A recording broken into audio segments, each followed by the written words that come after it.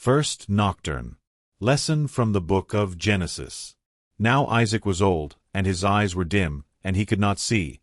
And he called Esau his elder son, and said to him, My son? And he answered, Here I am. And his father said to him, Thou sayest that I am old, and know not the day of my death. Take thy arms, thy quiver and bow, and go abroad.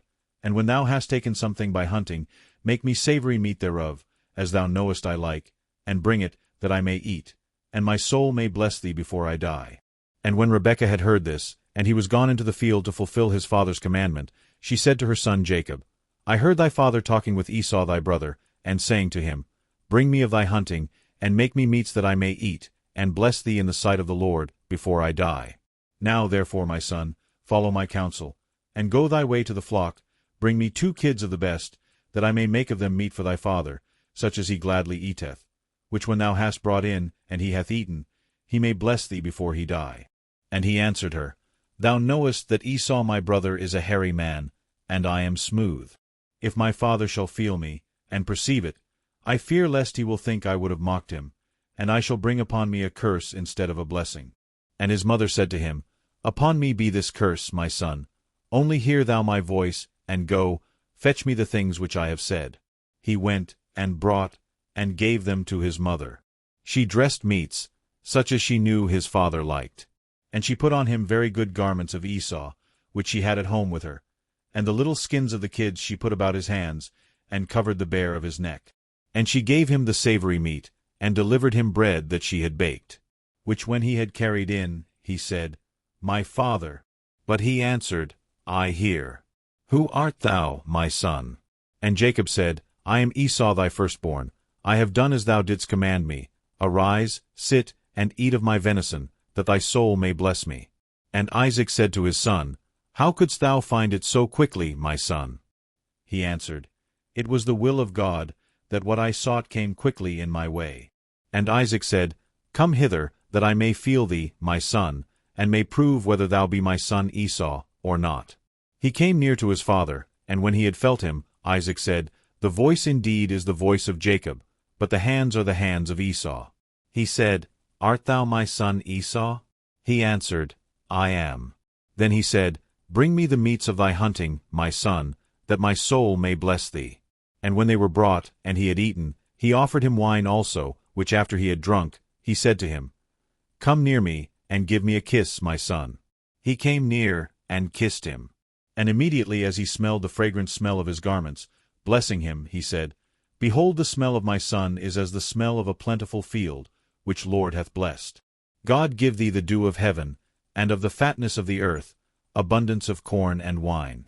And let peoples serve thee, and tribes worship thee.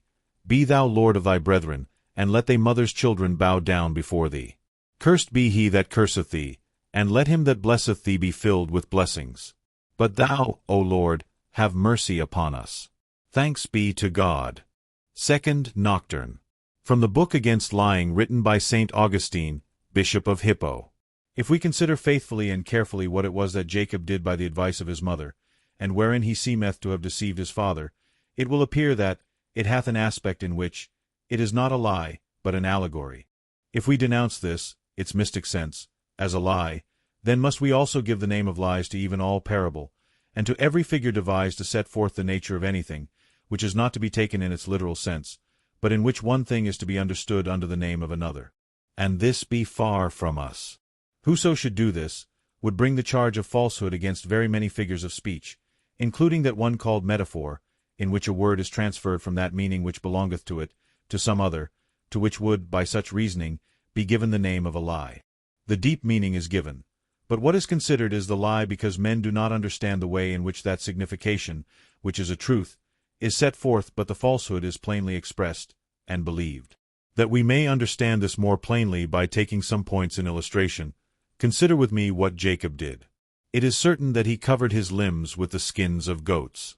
If we consider his object in point of fact, we shall find that it was to lie, because he did this that the might be thought to be he who he was not. But if we consider this his deed in that deep typical sense which it undoubtedly possesseth, we find that by the goatskins are represented sins, and by him who covered himself there with him who bore not his own sins, but the sins of others.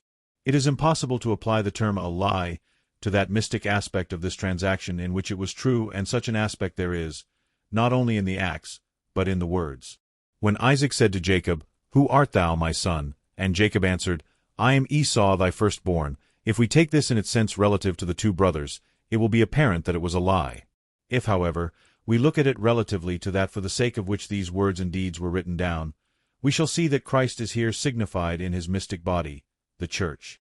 Concerning her, the younger covenant, he saith to them of the older covenant, Ye shall see Abraham, and Isaac, and Jacob, and all the prophets in the kingdom of God, and you yourselves thrust out. And they shall come from the east, and from the west, and from the north, and from the south, and shall sit down in the kingdom of God. And, behold, there are last which shall be first, and there are first which shall be last. Thus did the younger take away the title and inheritance from the elder, and acquire it to himself. But thou, O Lord, have mercy upon us. Thanks be to God. Third Nocturne. From the Holy Gospel according to Matthew. In that time Jesus taketh unto him Peter and James, and John his brother, and bringeth them up into a high mountain apart, and he was transfigured before them. And his face did shine as the sun, and his raiment was white as the light. And, behold, there appeared unto them Moses and Elias talking with him. Then answered Peter, and said unto Jesus, Lord, it is good for us to be here. If thou wilt, let us make here 3 tabernacles, one for thee, and one for Moses, and one for Elias. While he yet spake, behold, a bright cloud overshadowed them. And behold, a voice out of the cloud, which said, This is my beloved Son, in whom I am well pleased. Hear ye him. And when the disciples heard it, they fell on their face, and were sore afraid. And Jesus came and touched them, and said, Arise, and be not afraid.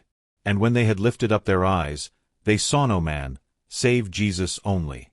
And as they came down from the mountain, Jesus charged them, saying, Tell the vision to no man, until the Son of Man be risen again from the dead. Laus tibi, Christa.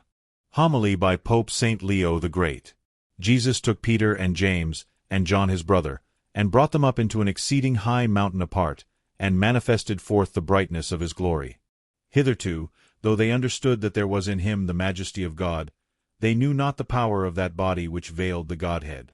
And therefore he had individually and markedly promised to some of the disciples that had stood by him that they should not taste of death till they had seen the Son of Man coming in his kingdom, that is, in the kingly splendor, which is the right of the manhood taken into God, and which he willed to make visible to those 3 men. This it was that they saw, for the unspeakable and unapproachable vision of the Godhead himself, which will be the everlasting life of the pure in heart, can no man, who is still burdened with a dying body, see and live. When the Father saith, This is my beloved Son, in whom I am well pleased. Hear ye him, did they not plainly hear him say, This is my Son, whose it is to be of me and with me without all time. For neither is he that begetteth, before him that is begotten, neither he that is begotten, after him that begetteth him. This is my Son between whom and me. To be God is not a point of difference to be almighty, a point of separation nor to be eternal, a point of distinction. This is my Son not by adoption, but my very own, not created from, or of another substance, or out of nothing, but begotten of me not of another nature, and made like unto me, but of mine own being, born of me, equal unto me. This is my Son by whom all things were made, and without whom was not anything made that was made, who mocketh likewise all things whatsoever I make, and what things soever I do he doeth likewise, inseparably and indifferently. This is my Son who thought it not robbery, nor hath taken it by violence, to be equal with me, but, abiding still in the form of my glory, that he may fulfill our common decree for the restoration of mankind, hath bowed the unchangeable Godhead even to the form of a servant. Him therefore in whom I am in all things well pleased, by whose preaching I am manifested, and by whose lowliness I am glorified, him instantly hear ye. For he is the truth and the life, my power and my wisdom. But thou, O Lord, have mercy upon us. Thanks be to God.